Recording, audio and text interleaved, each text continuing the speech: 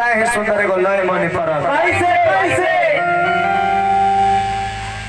मानस हंस कहा गई गायत्री ठाकुर जी ना जी आज वहाँ के धरती पर बानी ना लेकिन आज के जनरेशन के कलाकार के नीमन कलाकार बने खातिर एगो छाप छोड़ के गए रास्ता बना के गए जौन के देख देख के लोग बेआस हो गए ना जी बिना मेहनत के केहू बेआस हो गए।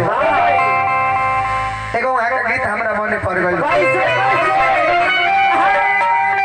कि हे दिल पर दिल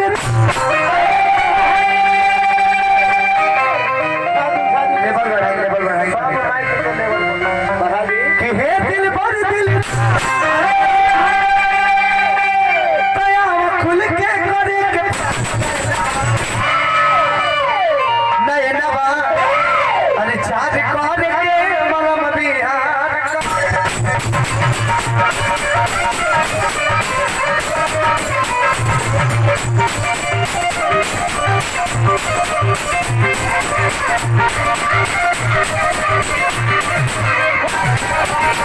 आज के महफिल में मेजबान तमाम श्रोताओं बंधुओं के एक एक रोशन राज की ओर से तहे दिल से बंधन अभिनंदन रही और बड़ा ही अच्छा लगा था बहुत नीक लगा था कि रवा सब इतना भीड़ में जा उपस्थित हो करके एक बावजूद भी इतना शांतिपूर्वक कार्यक्रम के आनंद ले रहा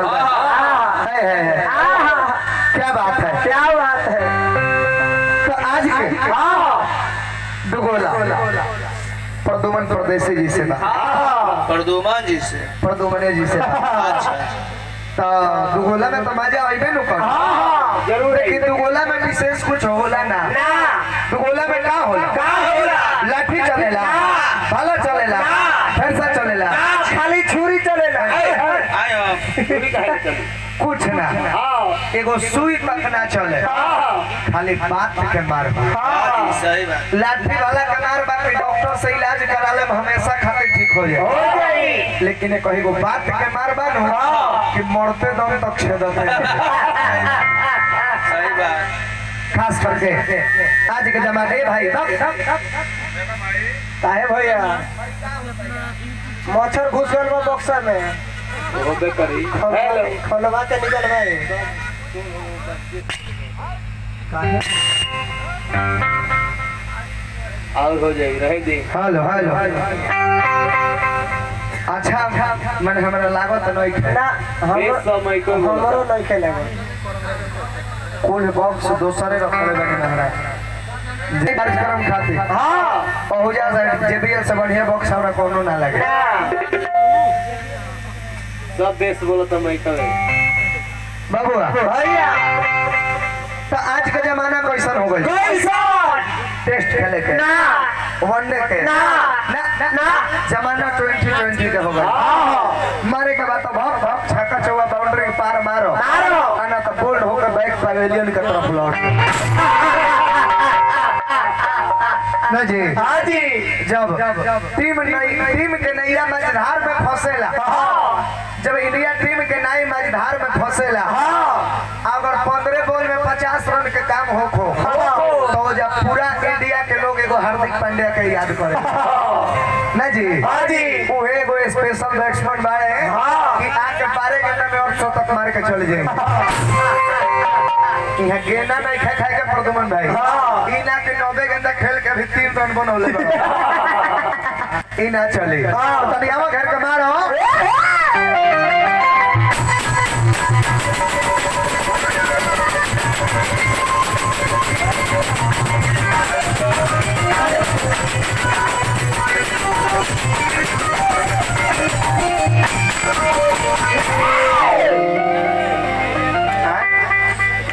अजय सिंह जी आसानी से पुरस्कार दिल बने हार्दिक अभिनंदन रहे कतना निकल हो कि हे दिल बड़ दिल दया खुल के करे के ई का हो प्रदुमन भाई ई का हो बोलो काहे मेरे तक ई का हो मुझे कहेगा तो मोछ पर हाथ फेर तू मोछ थोड़े हो मोछ थोड़े हरे पर देखा मैंने वो भैया से पूछे ना पूछनी है कि का होता है ना है करता है मेरे जो मोछ दाढ़ी दा बा दिमाग ना भाई देखो है कुर्ता हो है धोती हो है गमछी ये पूछनी है कि का हो मोछ बता मोछ पहन अरे मर्द कहीं का कि नहीं ना बा अरे चार कर के बलम बिहार करे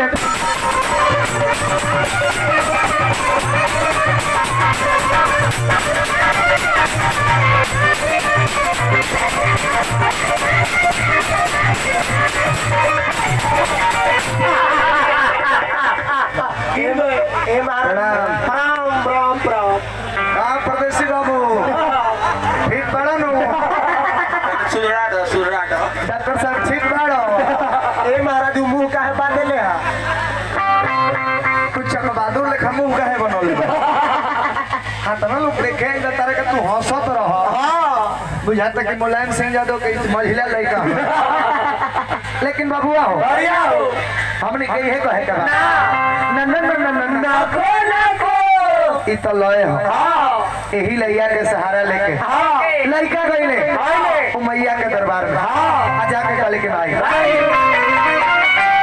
कि हे बिना बात कि हे बिना बात आपके सभा में हो जैसा अरे करतानी ना ध्यानमा धरत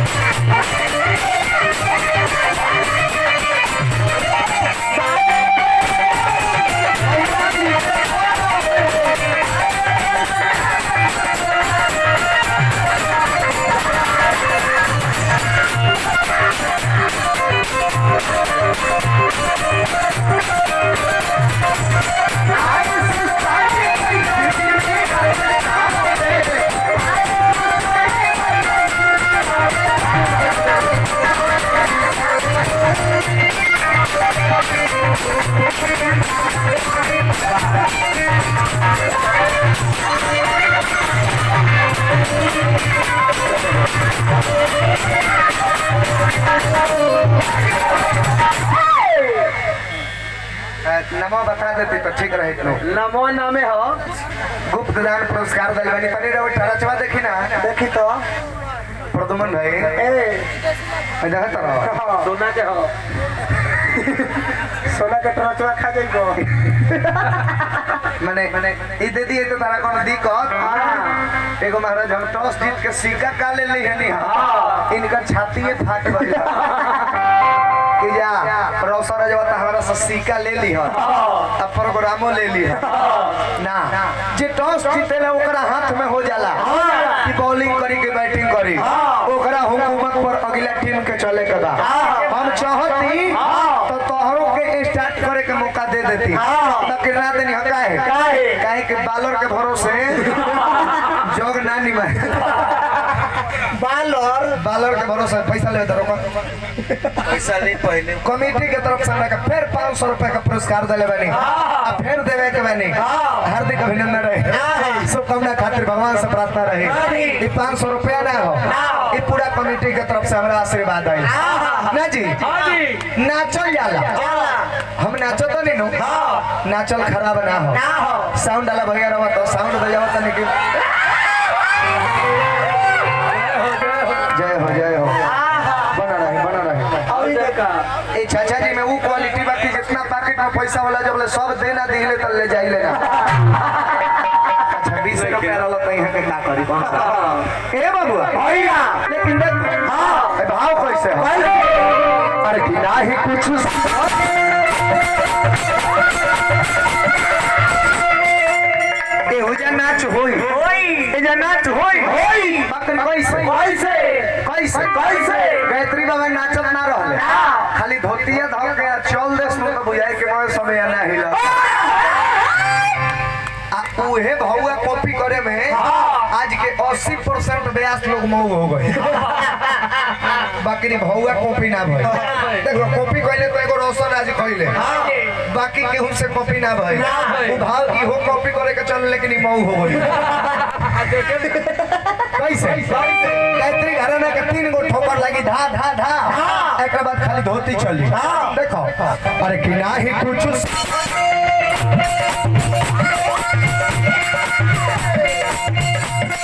हम नाचो तनी आई नाचो तनी आई देखो तो धोती हिलता खाली धोती हिलता आइए उठिए तो नाही कुछ मार गुंडी डोलाने दे लगी है पप्पो है बुझाई के हाथ थाऊ बिछता ना जी अरे नाही कुछ ना गावे कहिलू और आके कुछ बता दो ना बेटा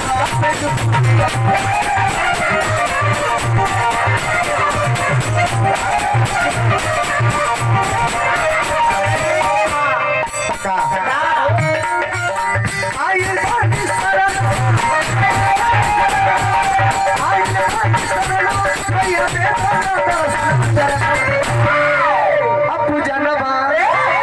करतानी ना धनवा